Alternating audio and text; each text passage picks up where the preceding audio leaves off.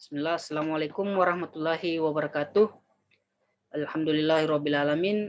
Puji syukur kehadirat Tuhan Yang Maha Esa, karena berkat beliaulah kita masih sempat melakukan presentasi pada mata kuliah operasi sistem tenaga listrik. Salawat serta salam tetap tercurahkan kepada Nabi besar Muhammad SAW, sang suri tauladan kita yang masih menjadi panutan kita sampai sekarang ini. Pada kesempatan kali ini kami dari kelompok 4 itu akan membahas mengenai Economic Emission Dispatch. Adapun anggota dari kelompok kami yang pertama Nurul Anissa Musdir dengan NIM D0411810003. Yang kedua Muhammad Iqbal Fajri dengan NIM D0411811006. Yang ketiga Hairuman Harada dengan NIM D0411811016. Kemudian saya sendiri Muhajir Ahmad Sigi dengan NIM D04118131.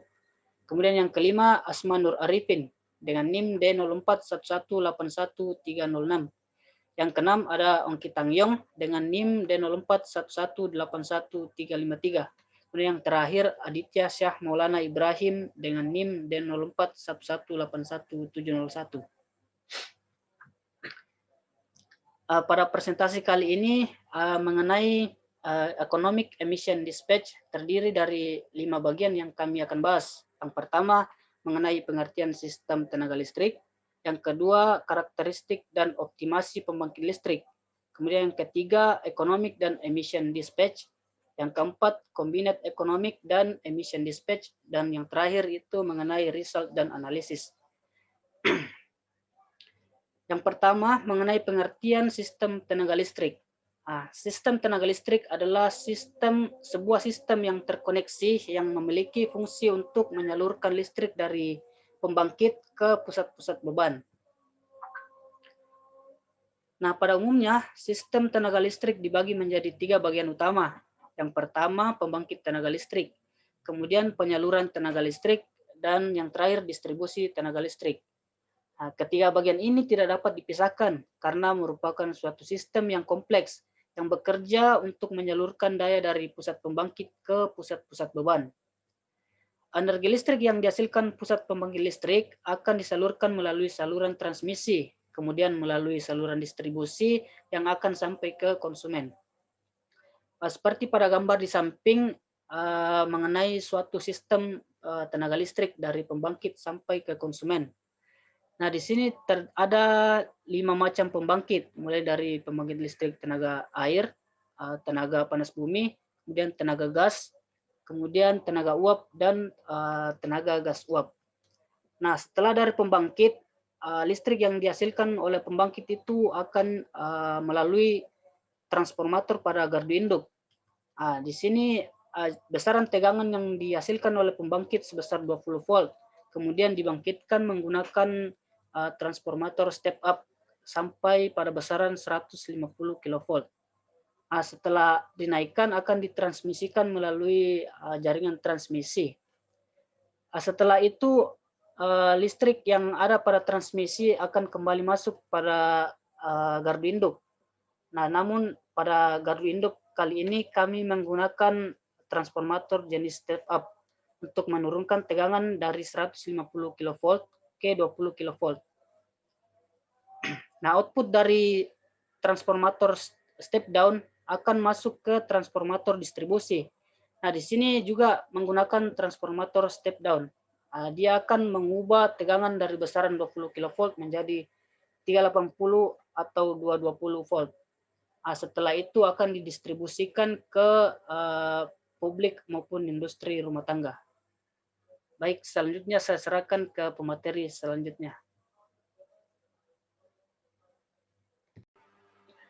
Nama saya Aditya Syah Maulana Ibrahim, NIM D0411811701. Selanjutnya akan membahas tentang karakteristik dan optimasi pembangkit listrik. Karakteristik pembangkit listrik. Mengenal karakteristik pembangkit listrik sangatlah penting guna menekan pembiayaan bahan baku energi. Berdasarkan karakteristik pembangkit listrik dapat dibuat model matematis untuk diproses optimasi agar dihasilkan biaya pembangkitan yang ekonomis. Pembangkit listrik tersebut dapat diklarifikasikan menjadi dua bagian besar berdasarkan karakteristiknya, yaitu pembangkit hidro atau PLTA dan pembangkit termal atau pembangkit listrik tenaga uap, pembangkit listrik tenaga gas, pembangkit listrik tenaga panas bumi, pembangkit listrik tenaga diesel, dan pembangkit listrik tenaga gas uap. Di antara dua karakteristik pembangkit tersebut, pembangkit termal cukup menjadi perhatian dikarenakan biaya bahan bakar atau bakunya yang tinggi dan cukup sering berubah. Selanjutnya, optimasi pembangkit listrik. Pembagian beban pembangkit dalam suatu operasi sistem tenaga listrik merupakan hal yang penting untuk mencapai suatu operasi yang optimal. Diperlukan koordinasi dalam penjadwalan pembebanan besar daya listrik yang dibangkitkan masing-masing pusat pembangkit listrik, sehingga diperoleh biaya pembangkit yang minimum. Terdapat dua pokok permasalahan yang harus dipecahkan dalam operasi ekonomis pembangkit pada sistem tenaga listrik, yaitu yang pertama, pengaturan unit pembangkit atau unit komitmen. Yang kedua, penjadwalan ekonomis atau economic dispatch. Sekian. Terima kasih. Perkenalkan, nama saya Angga Panglim, ini dari 0411 dari gelombang 4. Di sini saya akan menjelaskan mengenai economic dan emission spec. Economic dispatch merupakan upaya untuk menentukan besarnya daya yang harus disuplai dari setiap unit genset untuk memenuhi beban tertentu dengan tujuan meminimalkan biaya operasi pembangkitan dengan batas parameter operasional. Perhitungan pengiriman ekonomis antar unit pembangkit pada suatu pembangkit secara matematis sama dengan pengiriman ekonomis antar pembangkit.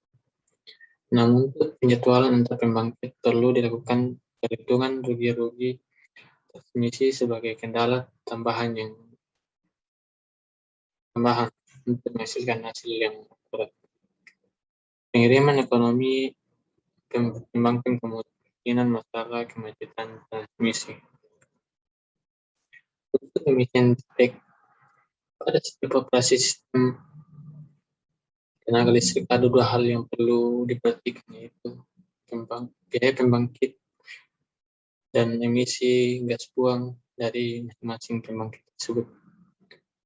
Beberapa pembangkit listrik yang menggunakan bahan bakar fosil akan menghasilkan emisi dari sisi pembakaran tersebut.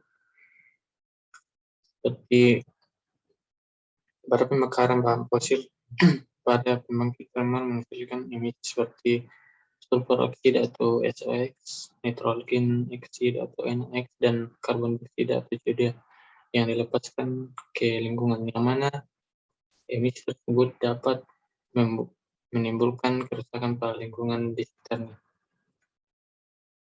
Hal itulah yang disebut dengan emission spec atau EMD. Nah, sekian dari saya silakan ke materi selanjutnya. Terima kasih. Assalamualaikum warahmatullahi wabarakatuh. Saya Herman Harada, NIM D0411818016.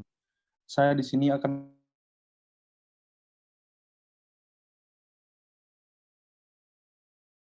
Cabinet Economy and Emission Dispatch.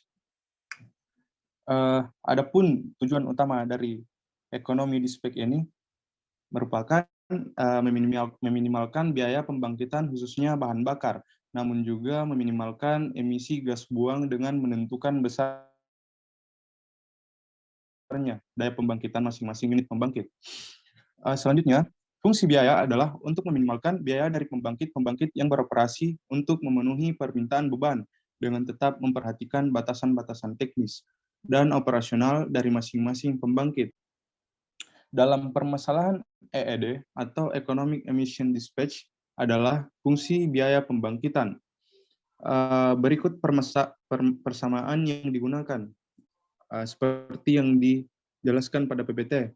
Selanjutnya, dari persamaan tadi dapat digambarkan karakteristik unit termal dengan kurva cekung yang menunjukkan semakin besar daya yang dibangkitkan oleh pembangkit termal, semakin besar juga biaya bahan bakar yang dihasilkan, seperti pada gambar di samping yang tertera pada PPT.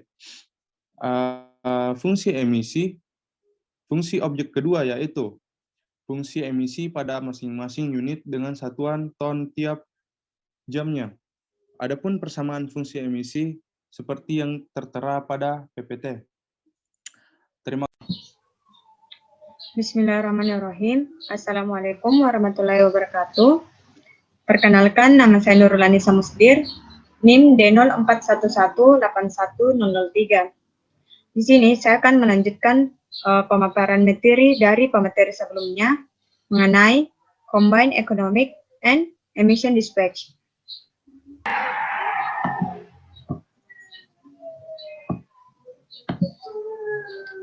Nah, terlebih dahulu kita harus mengetahui apa itu Combined Economic and Emission Dispatch.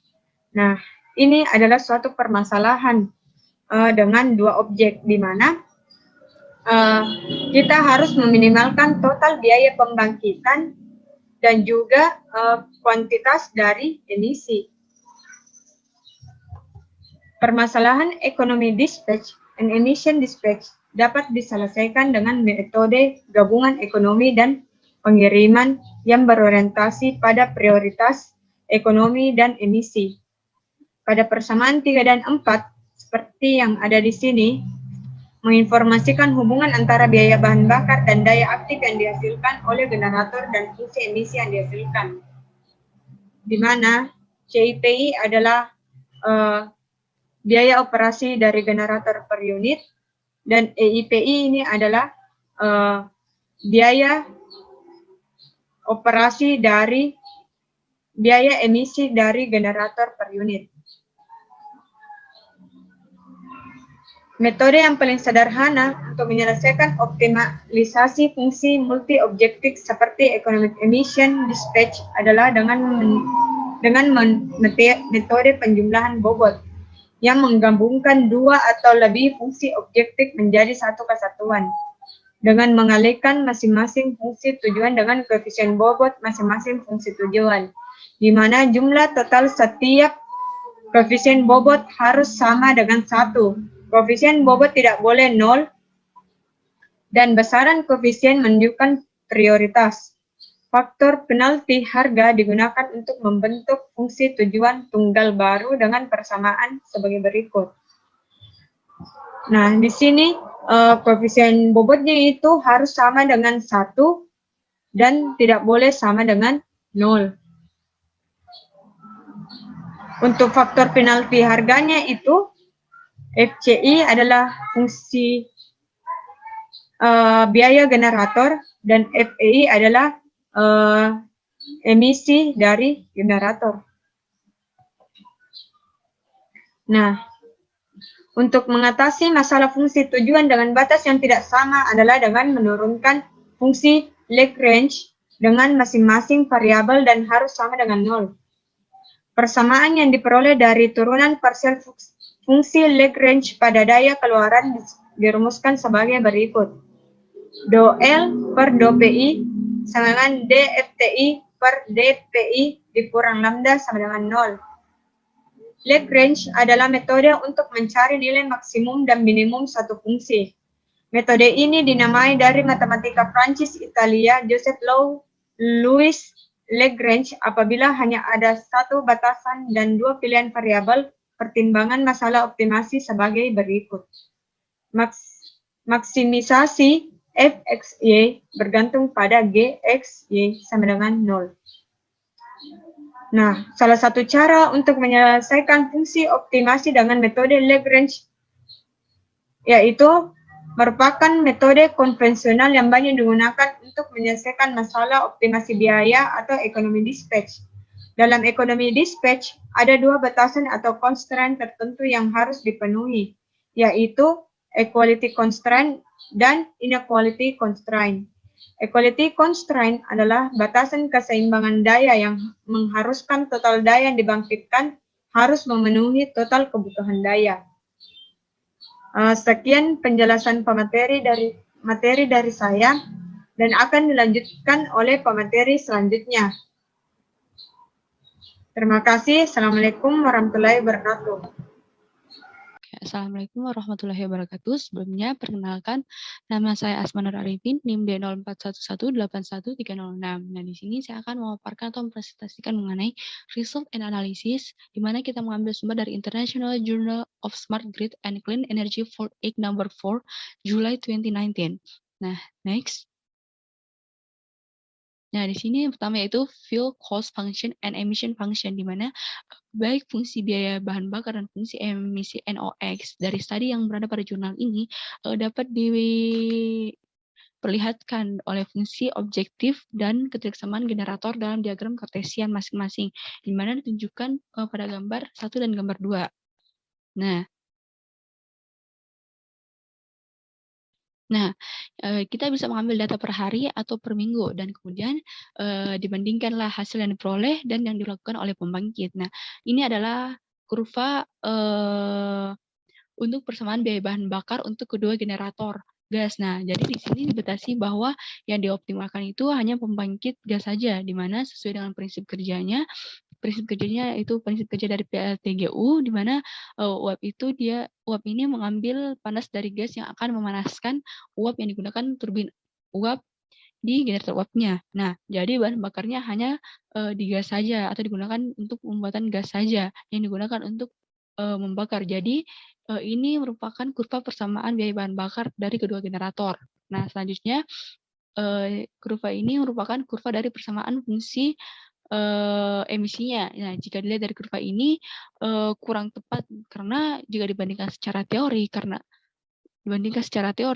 semakin besar daya yang dibangkitkan, maka bahan bakarnya itu harusnya semakin besar, dan secara logis pasti kalau bahan bakarnya semakin besar, maka emisi yang dikeluarkan dari bahan bakar tersebut pasti juga akan semakin banyak. Nah, jadi secara logis itu kurvanya itu harusnya hampir sama dengan kurva sebelumnya, yaitu pada gambar pertama. Nah, di mana jika dilihat dari persamaan emisi, itu bisa dilihat dari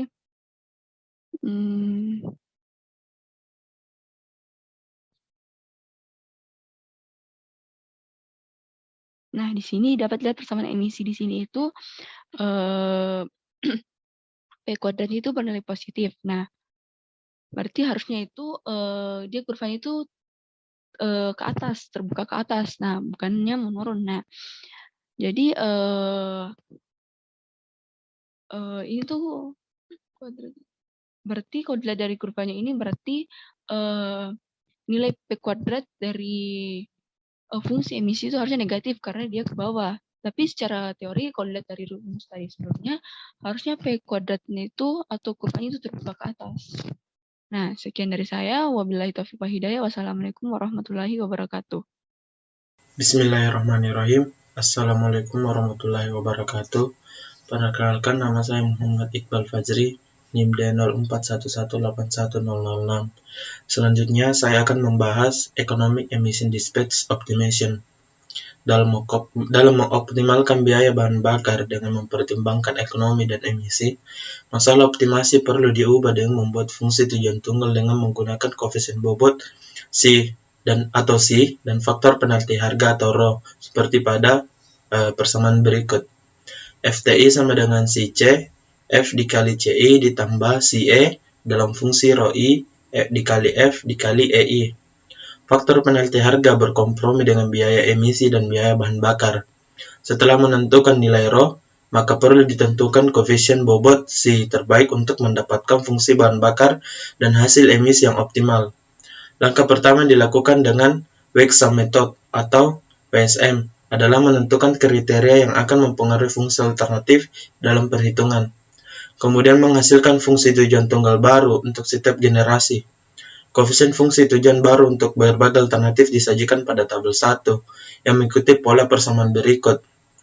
VI dikali dalam fungsi PI sama dengan mu I ditambah VI dikali PI ditambah Rho I dikali PI. Dapat dilihat pada tabel 1 bahwa setelah dilakukan metode pembobotan untuk menggabungkan fungsi biaya bahan bakar dan emisi menjadi fungsi tujuan tunggal yang baru, hanya alternatif A5 sampai A10 yang A5 sampai A10 yang menghasilkan semua konstanta positif, V dan Rho positif. Ini dan ini. Untuk fungsi Rho 1 P1 dan Rho 2 P2 yang dapat membentuk fungsi polinomial positif. Karakteristik fungsi tujuan yang dapat dioptimalkan untuk mencari nilai minimum biaya bahan bakar dan emisi dengan metode Lagrange harus berupa fungsi polinomial positif. Oleh karena itu, fungsi A5 sampai A10 digunakan untuk melakukan optimasi ekonomis pengiriman. Sekian presentasi dari kelompok kami. Lebih dan kurangnya mohon dimaafkan. Wassalamualaikum warahmatullahi wabarakatuh.